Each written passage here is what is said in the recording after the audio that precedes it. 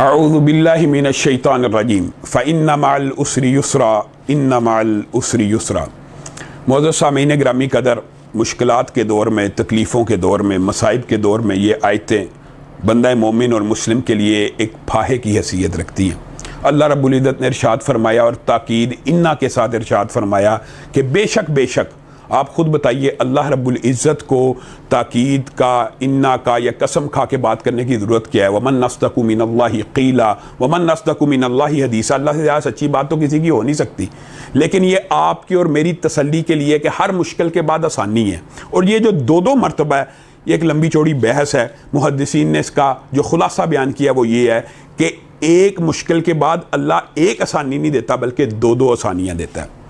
Lock down کا دور ہے، مشکلات ہیں، مصائب ہیں، لیکن اس سے ہم نے گھبرانا نہیں ہے۔ اور بہت سی خوف و ہراس کی فضا آلریڈی معاشرے میں پھیل چکی ہے، لیکن جو خوشخبری کی باتیں ہیں وہ عوام تک صحیح معنوں میں پہنچائی نہیں جا رہی۔ الحمدللہ اللہ کے فضل و کرم سے یہ جو شرح اموات ہے اس بیماری کے اندر وہ صرف 3% تک ہے۔ آپ خود اٹھائیے ڈیٹا دیکھیے تو گویا شرح اموات اس بیماری میں پرابلم نہیں ہے، اس بیماری میں انتشار اور اس کا پھیلاؤ اصل میں پرابلم ہے، جس کی وجہ سے آج معاشرہ لاک ڈاؤن کی طرف ہے۔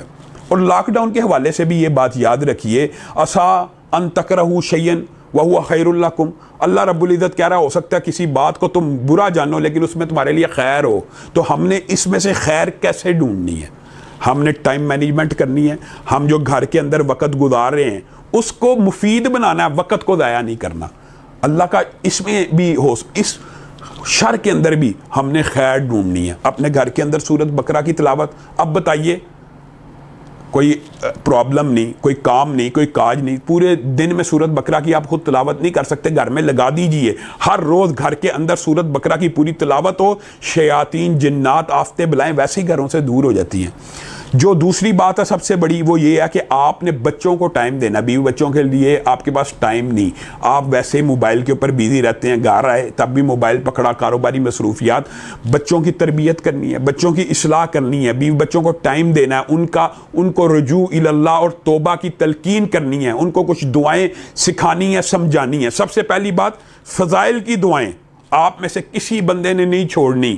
نماز کے بعد آیت الکرسی نہیں چھوڑنی، صحیح حدیث کے الفاظ ہیں، اور اس کے ساتھ قل ہو اللہ بھی ملا لیجئے۔ الفاظ یہ ہیں کہ بندے اور جنت کے مابین صرف موت کا فرق ہوتا ہے، جو ہر نماز کے بعد آیت الکرسی پڑھتا ہے۔ پھر نماز کے بعد جو تسبیحات ہیں وہ نہیں چھوڑنی، 33 مرتبہ سبحان اللہ والحمدللہ واللہ اکبر پڑھنے کے بعد لا الہ الا اللہ وحدہ لا شریک لہ لہ الملک ولہ الحمد وہو علی کل شیء قدیر۔ یہ پڑھنی ہی پڑھنی ہے تسبیح۔ اب تو آپ کے پاس وقت ہے نا، آپ یہ پڑھیں۔ صحیح حدیث کے الفاظ ہیں کہ سمندر کی جھاگ کے برابر بھی گناہ معاف ہو جاتے ہیں۔ بتائیے کس ظالم کے گناہ سمندر کی جھاگ سے بھی زیادہ ہوں؟ اللہ تعالیٰ ہم سب کو محفوظ رکھے۔ اور اسی طرح فضائل کے اندر ایک تسبیح ہے سبحان اللہ و بحمدہ، آپ دونوں ملا کے پڑھ لیں، سبحان اللہ و بحمدہ سبحان اللہ العظیم 100 مرتبہ کم از کم آپ نے پڑھنا ہے۔ اس کی کیا وجہ ہے؟ اس کے بارے میں بھی سبحان اللہ و بحمدہ کے بارے میں حدیث صحیح موجود ہے کہ جو بندہ صرف 100 مرتبہ پڑھتا ہے سمندر کی جھاگ کے برابر بھی گناہ معاف ہو جاتے ہیں۔ تیسری تسبیح جو حفاظت کی بھی ہے، فضائل کی بھی ہے، لا الہ الا اللہ وحدہ لا شریک لہ لہ الملک ولہ الحمد وہو علی کل شیء قدیر۔ یہ 100 مرتبہ صبح، 100 مرتبہ شام۔ اب آپ کے پاس ٹائم ہے نا، آپ پڑھیں۔ اس کے بارے میں بہت زیادہ احادیث ہیں۔ 100 مرتبہ پڑھنے سے 10 غلاموں کی حدیث میں موجود ہے، 10 مرتبہ پڑھنے سے 4 غلاموں کی، اور پھر 1 مرتبہ پڑھنے سے 1 غلام، اور غلام بھی کون سا؟ اسماعیل کی اولاد میں سے ہو، اس کو آزاد کرانے کا جتنا ثواب ہے۔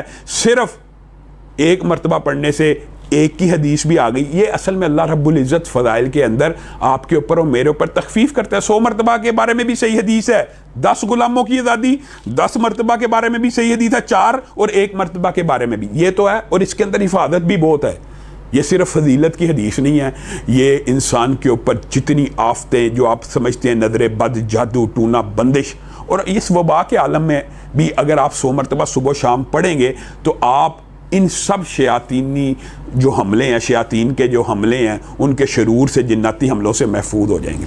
یہ تو بات ہے فضائل کے اعتبار سے۔ دوسری بات جو آپ نے اپنے بچوں کو دعا یاد کرانی ہے حفاظت کے اعتبار سے، اس کے اندر آیت الکرسی کا آپ کو پتہ ہے، سورۃ بقرہ کی آخری 2 آیات کا آپ کو پتہ ہے، اور چاروں کل الحمدللہ مسلمانوں کے گھروں میں پڑھے جاتے ہیں۔ لیکن عین اس وبا کے اندر جو 3 وظیفے آپ نے یاد کرنے ہیں ان میں سے نمبر 1 ہے اعوذ بکلمۃ اللہ التامات من شر ما خلق. صحیح حدیث کے الفاظ ہیں جو بندہ 3 مرتبہ پڑھتا ہے کوئی چیز نقصان نہیں پہنچاتی جب تک وہ جگہ نہیں چھوڑ دیتا. اب تو آپ گھر کے اندر ہیں, آپ ہر بچے کو بھی پڑھائیں, خود بھی پڑھیں. پھر آپ نے بسم اللہ الذی لا یضر مع اسمہ شیء فی الارض ولا فی السماء وهو السمیع العلیم یہ پڑھنی ہے. دعا کثرت کے ساتھ پڑھنی ہے. 7 مرتبہ کی روایات موجود ہیں, 3 مرتبہ لوگ کہتے ہیں مجربات میں سے آپ نے 7 مرتبہ سے بھی زیادہ اس کا ورد پڑھنا ہے. پھر الحمدللہ الذی عافانی مما ابتلاک بہ وفضلنی علی کثیر ممن خلق تفضیلا. آپ نے کوئی بھی ٹی وی پہ دیکھا کرونا کا مریض, سوشل میڈیا پہ دیکھا, آپ نے اس کو دیکھ کے یہ پڑھ لینی ہے. صحیح حدیث کے الفاظ ہیں کہ اس بیماری میں بندہ مبتلا نہیں ہوتا, اور رسول اللہ صلی اللہ علیہ وسلم کی حدیث کے پر مجھے اور آپ کو اعتماد کرنا چاہیے. یہ تو فضائل کے حوالے سے اور گھر کے اندر ٹائم مینجمنٹ کے حوالے سے آپ کو میں آگاہی دے رہا ہوں کہ کم از کم 1 پارہ ترجمے کے ساتھ پڑھ لیجیے. اب تو موقع ہے, اب تو اللہ تعالیٰ نے آپ کو فرصت دی ہے. اللہ کی طرف اس ٹائم کو یوز کیجیے, آپ کے لیے بہت بڑا فائدہ. اور سوشل میڈیا کو بھی چھوڑ دیجیے, ہر کام ٹی وی سے بھی دور رہیے. یہی موقع ہے کہ آئیے اللہ کی طرف ہم رجوع کریں, پوری قوم اللہ رب العزت کو منائے. میں آپ کو ایک بات یہ کہنا چاہتا ہوں آخر میں کہ احتیاطی تدابیر کی اہمیت اپنی جگہ ہے, لیکن ایمانداری سے بتلائیے چائنا, یورپ, اٹلی کیا احتیاطی تدابیر میں پاکستان سے 100 سال آگے نہیں ہیں؟ اگر وہ اتنی ان کی احتیاطی تدابیر اور پاکستان کی احتیاطی تدابیر میں جو فرق ہے وہ آپ کے اور عام فہم ہر بندہ سوچ سکتا ہے کتنا بڑا فرق ہے. اگر وہ بھی صرف احتیاط کے اوپر توکل کرتے ہوئے اپنے آپ کو اس وبا سے نہیں بچا سکے تو اللہ کی قسم پاکستانی بھی جن کے اندر احتیاط بیچارے کر ہی نہیں سکتے, معیشت بھی اجازت نہیں دیتی. ٹھیک ہے گھروں کے اندر ہم رہ رہے ہیں اور گھروں کے اندر زیادہ وقت گزارنا چاہیے, لیکن صرف احتیاطی تدابیر کا دور اب ختم ہو چکا. اب اللہ کی طرف رجوع کرنے کا دور ہے. معاذ اللہ اللہ تعالیٰ ایسے حالات نہ لائے کہ گھروں کے اندر ہم بند ہو جائیں تو اللہ زمین کو ہلنے کا حکم دے دے, پھر گھروں سے نکل کے کہاں جائیں گے. یہی یہ لمحہ ہے کہ آئیے اللہ کی طرف رجوع کریں, اللہ کو منائیں. حکمران طبقے سے بھی یہی مطالبہ ہے, 1 مرتبہ اللہ کی بارگاہ میں آ کے سوچو تو صحیح, غور تو کرو, اللہ سے جنگ بند کر دو, سودی بینکوں کو بند کر دو, سینما اور فحاشی کے نظام کو بند کر دو. میرا جسم میری مرضی کی ریلیاں اس ملک میں آج کے بعد نہ ہوں, یہ ارادہ تو کرو. تو دیکھو اللہ رب العزت کی کیسی رحمت آسمان سے نازل ہوتی ہے. اللہ رب العزت جو کہا گیا جو سنا گیا اس کو سمجھنے کی توفیق عنایت فرمائے. قم للصلاة إذا المؤذن كبارا أقبل لربك مسرعا متطهرا دع عنك ما